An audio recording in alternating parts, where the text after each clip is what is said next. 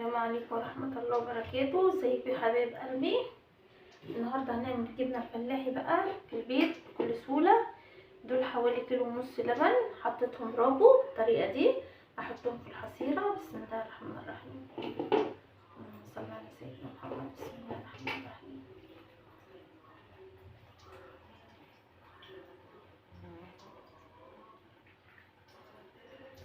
اهم حاجة ان احنا نحط شوية شوية عشان ما تكبش مننا الجبنة، عشان ايه ما تتكبش في الارض.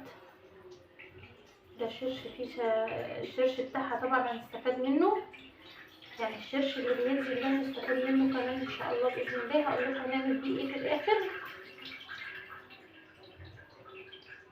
طبعا معظم الشعب المصري بيرمي الشرش، والشرش دوت ليه افاده جامده جدا جدا.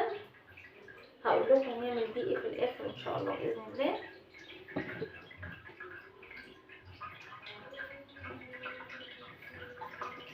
اهم حاجه ان احنا عايزين ايه الجبنه بتاعتنا ناخد بالنا كويس جدا ان احنا الشرش بتاعنا نحافظ عليه، عشان هنعمل بيه يا اما قرص يا اما هنغليه على النار لغايه ما ينحط، عشان نحطه في المش اللي هو بتاع الجبنه القديمه.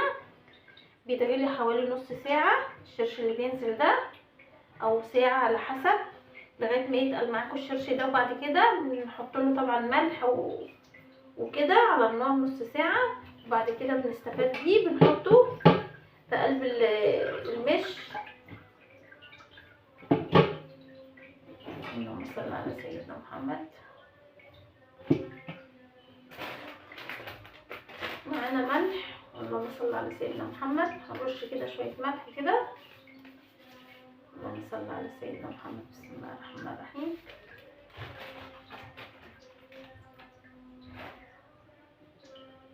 بسم الله الرحمن الرحيم. عايزين بقى ايه؟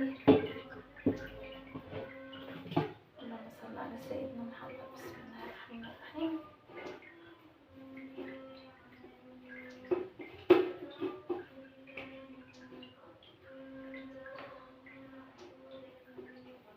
اهم حاجه ان احنا نصفيها كده اهي.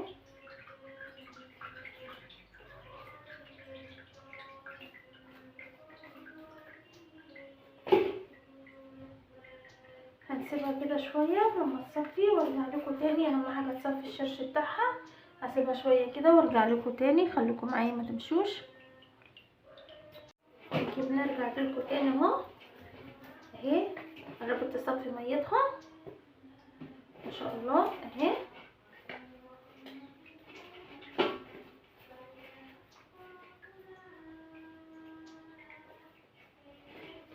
هنسيبها كده شويه بقى تاني لغايه ما تصفي ميتها، ونيجي نقطعها نشوف ان شاء الله النتيجه هتعمل ايه معانا وتبقى نتيجتها ايه. هنسيبها شويه كده عشان لسه فيها ميه. هسيبها شويه كده تصفي ميتها وارجع لكم تاني.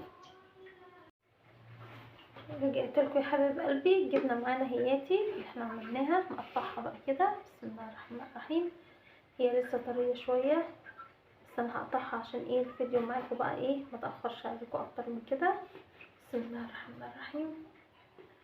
اللهم صل على سيدنا محمد. هي لسه طريه بس انا استعجلت على تقطيعها عشان وقت الفيديو اهي يا حبايب قلبي. اللهم صل على سيدنا محمد. اللهم صل على النبي. بسم الله الرحمن الرحيم. نحاول نشيلها بقى بالراحه كده، بالراحه خالص على قد ما نقدر، لان نسيسها عشان هي لسه طريه. بس عشان وقت الفيديو انا اضطريت اقطعها دلوقتي اهي. بسم الله الرحمن الرحيم. اللهم صل على سيدنا محمد. ثانيه واحده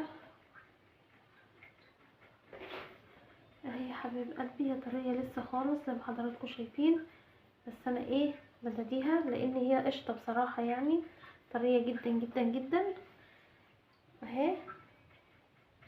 بسم الله الرحمن الرحيم. بسم الله الرحمن الرحيم. اللهم صل على سيدنا محمد.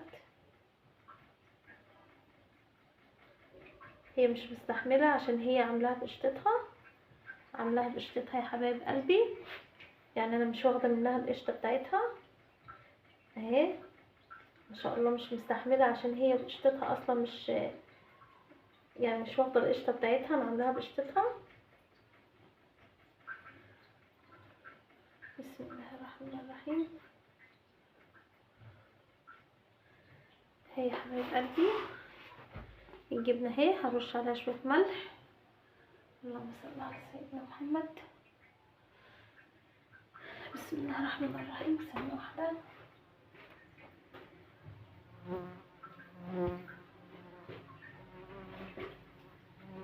اهي يا حبيب قلبي خلصنا الجبنه بتاعتنا كده اهي ما شاء الله. هرش عليها ملح دلوقتي. جبنه قشطه حبايب قلبي. عارفه لما الجبنه بتبقى سايبه من بعضها كده بتبقى بقشطتها. الجبنه اللي بتبقى ماسكه بعضها دي بتبقى مخلي منها القشطه بتاعتها. انا عاملاها بقشطتها عشان حاجه عاملاها البيتي. طبعا عاملاها البيتي انا عايزاها تبقى يعني جبنه صحيه كده كلها طبعا. اللهم صل على سيدنا محمد. بروتينات ومغذيه للاطفال، وهي رايحه المدرسه في السندوتشات في العيش الفينو. فانا ما شلتش القشطه منها. حطيت طبعا الجبنه كده بقشطتها بكله كده، اللبن الرايب بقشطته عشان الجبنه بتاعتنا تطلع سايحه ودايبه كده وقشطه كده وكريميه كده زي ما حضراتكم شايفين. حبايب قلبي لو وصلتوا معايا لحد كده لايك واشتراك في القناه وسبسكرايب. حبايب قلبي يا رب تكونوا بخير من داخل مصر وخارج مصر. اقول لكم دلوقتي استودعكم الله الذي لا يضيع ودائعه.